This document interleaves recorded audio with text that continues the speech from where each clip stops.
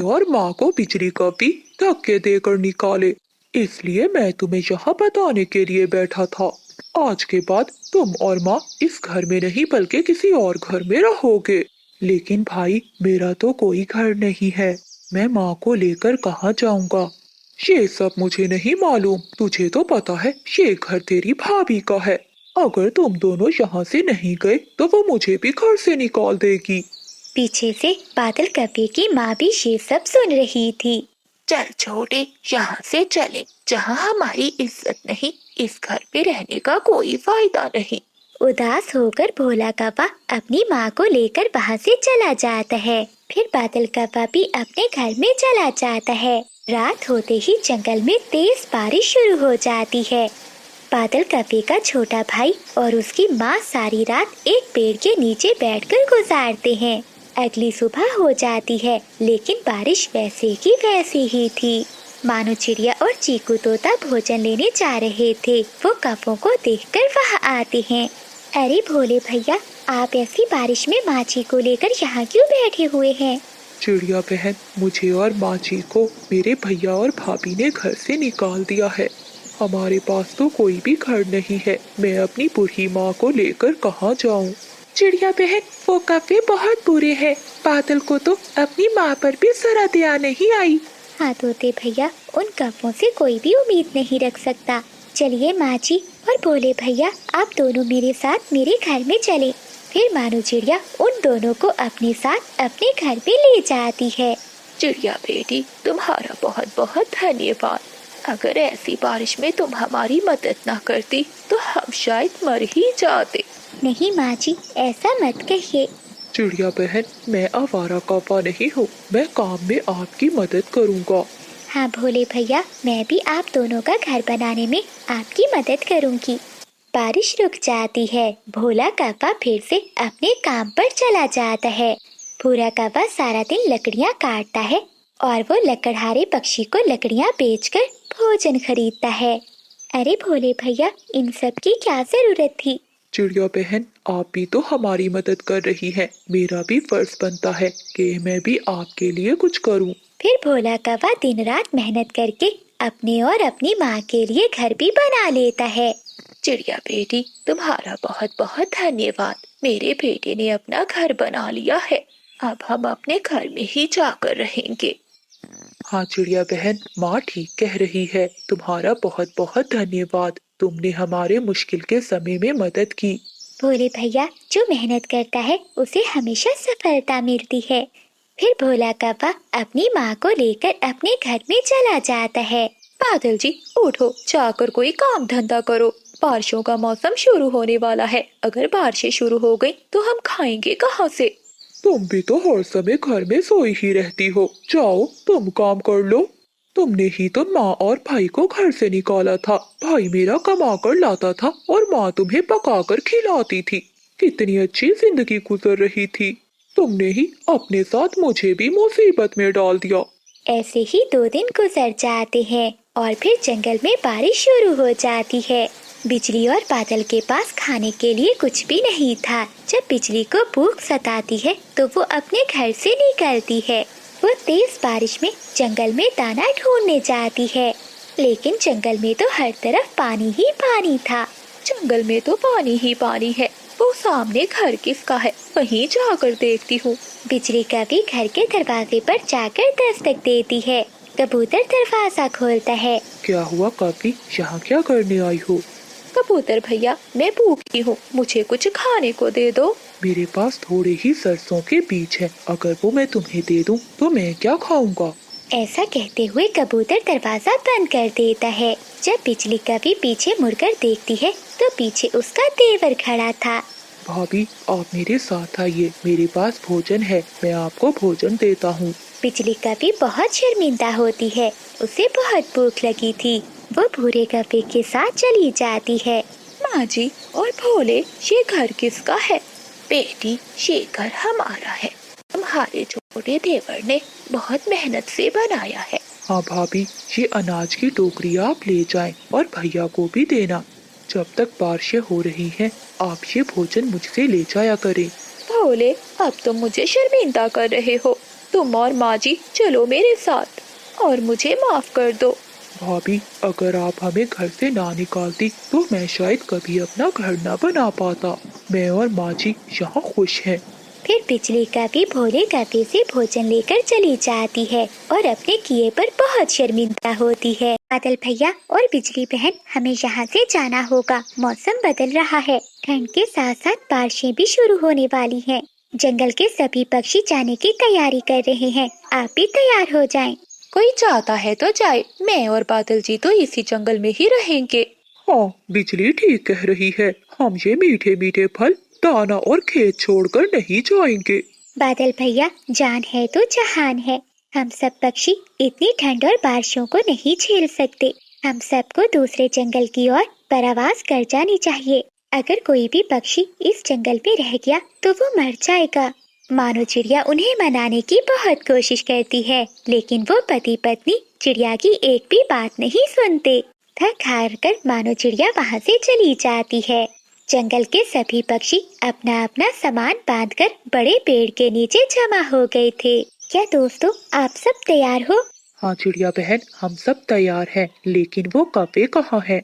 कबूतर भैया, मैंने कौवों को समझाने की बहुत कोशिश की, लेकिन वो ये जंगल छोड़कर जाने को तैयार नहीं है। चिड़िया बहन, वो मरेंगे, वो जरूर मरेंगे। हाँ चिड़िया बहन, तोता ठीक कह रहा है, ऐसे मौसम में भला कौन जिंदा रह सकता है। हाँ बुलबुल बहन, ऐसा ही है, चलो हम सब चलते हैं। फिर वो सभी दोस्त अपना अपना सामान उठाते हैं और दूसरे जंगल की ओर निकल जाते हैं। उड़ते उड़ते वो रास्ते में रुकते हैं। वहाँ एक गंदुम का खेत था। वो सब दोस्त वहाँ से दाने इकट्ठे करते हैं और आगे का सफर शुरू करते हैं। शाम हो जाती है, लेकिन वो सब दोस्त अभी भी रास्ते में थे। वो सभी दोस्त घने जंगल में रुकते हैं। दोस्तों, ये जंगल हमारा नहीं है, इसलिए हम सब दोस्तों को इस जंगल में सावधान रहना होगा। हाँ चिड़िया बहन, हम सबको बारी बारी पहरा देना होगा। हम में से हर पक्षी बारी बारी रात को पहरा देगा। ठीक है कबूतर भैया। सबसे पहले मानो चिड़िया ऊंचे पेड़ पर बैठ जाती है और बाकी सब पक्षी सो जाते हैं। बिजली कवि और बादल कव्वा अपने घर में आराम से लेटे हुए थे। देखो ना बादल जी, हम यहाँ आराम से लेटे हुए हैं। हमारे पास घर है, फल है और अनाज है। भला हम क्यों दूसरे पक्षियों की तरह मुसीबत उठाएं? हाँ बिजली, इतनी दूर प्रवास करना कोई आसान काम नहीं है। देखना, उन पक्षियों को तो रास्ते में चीलें ही खा जाएंगी। मानो चिड़िया पहरा दे रही थी, तभी उसे दूर से चीलों की आवाज सुनाई देती है। मानो चिड़िया भागी भागी अपने दोस्तों के पास आती है। उठो दोस्तों उठो, जल्दी करो, मैंने अभी चील की आवाज सुनी है। वो सभी पक्षी जल्दी से उठ जाते हैं और कुछ झाड़ियों के पीछे छुप जाते हैं। दो चीलें वहाँ आ जाती हैं। छोटी, पक्षियों की खुशबू तो यहीं से आ रही थी, लगता है डर कर भाग गए। हाँ बड़ी, चलो अब घर चलते हैं, मुझे बहुत नींद आ रही है। फिर वो दोनों चील बहनें वहाँ से चली जाती हैं। पक्षियों की मुश्किल भरी लंबी रात गुजर जाती है। फिर सभी पक्षी अपना अगला सफर शुरू करते हैं। शाम होने से पहले पहले वो सब दूसरे जंगल पहुँच जाते हैं। वो जंगल बहुत अच्छा था, वहाँ का मौसम भी बहुत सुहाना था। वो काफी पूरा दिन जंगल में घूमते, क्योंकि कोई भी पक्षी उस जंगल में नहीं था। वो पति पत्नी कभी चिड़िया के घर में जाते और कभी तोते के घर में। बादल जी, वो मोटी चोंच वाला अपने घर में कुछ भी नहीं रख कर गया। हाँ बिजली, कोई भी पक्षी अपने घर में कोई भी काम की चीज नहीं रख कर गया। दूसरे जंगल में सभी पक्षियों ने अपने अपने लिए छोटे छोटे घर बना लिए थे। वो सब पक्षी अब बहुत खुश थे, क्योंकि उनके पास खाने के लिए दाना भी था। वो सब दोस्त अब इकट्ठे थे। ऐसे ही कुछ दिन बीत जाते हैं। कौवों के जंगल में अब ठंडी हवाएं चलने लगी थी। बादल जी, बहुत सर्दी है। हाँ बिजली, आग भी जल रही है, लेकिन फिर भी सर्दी कम नहीं हो रही। बादल जी, हमें डरने की कोई जरूरत नहीं, हम बहादुर कौवे हैं। वो पति पत्नी ऐसे कई दिन गुजारते हैं। एक दिन जंगल में बहुत तेज बारिशें शुरू हो जाती हैं। अब तो कौवों की सूखी लकड़ियाँ भी खत्म हो गई थी और तेज बारिश के कारण उनके घर की छत भी टपक रही थी। बादल जी, आग भी नहीं जल रही, लकड़ियाँ गीली हैं। और ये छत भी टपकने लगी है। बिजली, अब तो मुझे भी बहुत ठंड लग रही है। वो पति पत्नी वो रात बहुत मुश्किल से गुजारते हैं। बादल जी, क्या हम जिंदा है? हाँ बिजली, हम जिंदा है। हमने बहुत बड़ी गलती की। हमें भी अपने दोस्तों के साथ चले जाना चाहिए था। बादल जी, अभी भी देर नहीं हुई, चलो हम भी चलते हैं। हम भी सब अपने पक्षी दोस्तों के पास चलते हैं। ऐसा कहते हुए वो पति पत्नी जंगल से निकलते हैं। वो रात घने जंगल में गुजारते हैं और फिर अगली सुबह वो दोनों अपने दोस्तों के पास पहुंच जाते हैं। चिड़िया बहन, तुमने ठीक कहा था, जान है तो जहान है, हमें माफ कर दो। ठीक है बिजली बहन, अब हम सब मिलकर आपके घर बनाने में भी आपकी मदद करते हैं। फिर वो सभी दोस्त मिलकर कप्पों का भी घर बनाते हैं और सभी पक्षी खुशी खुशी उस जंगल में रहने लगते हैं। प्यारे दोस्तों, इस कहानी को लाइक करना मत भूलिएगा। आपका धन्यवाद। आंटी जी, आप जाओ और मानो चिड़िया से 2 दाने ही उधार मांग लाओ। अगर मुझे आज दाने ना मिले तो मैं भूख से मर जाऊंगी। बबली, ये बारिशें भी कई दिनों से रुक गई हैं। अब तो मुझे शर्म आती है। मैं कैसे बार बार चिड़िया के घर दाना मांगने जाऊं?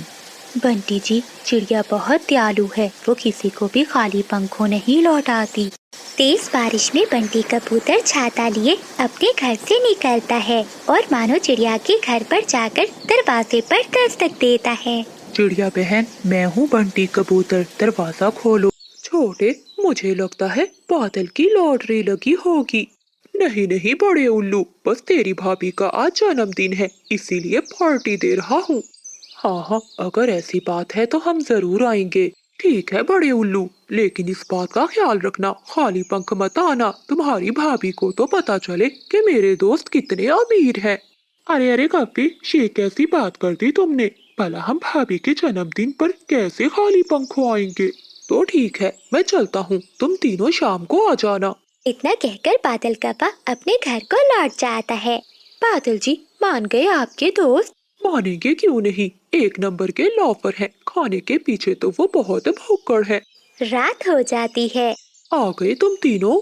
ये तुम कैसी बातें कर रहे हो बादल? भाभी जी का जन्मदिन है और हम ना आते? वैसे भाभी जी हैं कहाँ? वो तुम्हारे लिए भोजन बना रही है, तुम तीनों बैठो, मैं अभी आता हूँ। ऐसा कहते हुए बादल कप्पा रसोई में बिजली कप्पी के पास जाता है। अरे क्या हुआ बिजली, अभी तक मुर्गी पकी क्यों नहीं? अरे, मरी हुई मुर्गी भला थोड़ी ना जल्दी पकती है। तुम अपने दोस्तों के पास बाहर जाकर बैठो, जब पक जाएगी तो मैं ले आऊंगी। बड़े भैया, मुझे तो बहुत भूख लगी है। बादल यार, अभी तक भोजन नहीं बना। हाँ हाँ, बस पकने ही वाली है। दरअसल वो देसी मुर्गी है ना, इसलिए। अच्छा अच्छा, मुझे ये बताओ, तुम तीनों अपनी भाभी के लिए गिफ्ट लाए हो ना? फिर क्या हो गया है बिजली, सुबह सुबह क्या ढूंढ रही हो? किसी ने मेरा एक रसगुल्ला चुरा लिया है। तो फिर क्या हो गया? अगर किसी ने तुम्हारा एक रसगुल्ला चुरा लिया है तो? तुम्हें पता भी है कि मेरे लिए एक रसगुल्ले की कीमत कितनी है? मुझे अच्छे से याद है, मैंने 5 रसगुल्ले कीन कर रखे थे, अब बस 4 ही बचे हैं। बिजली, हो सकता है तुमने गलत गिन लिए हो। वैसे भी बुढ़ापे में याददाश्त कमजोर हो जाती है। क्या?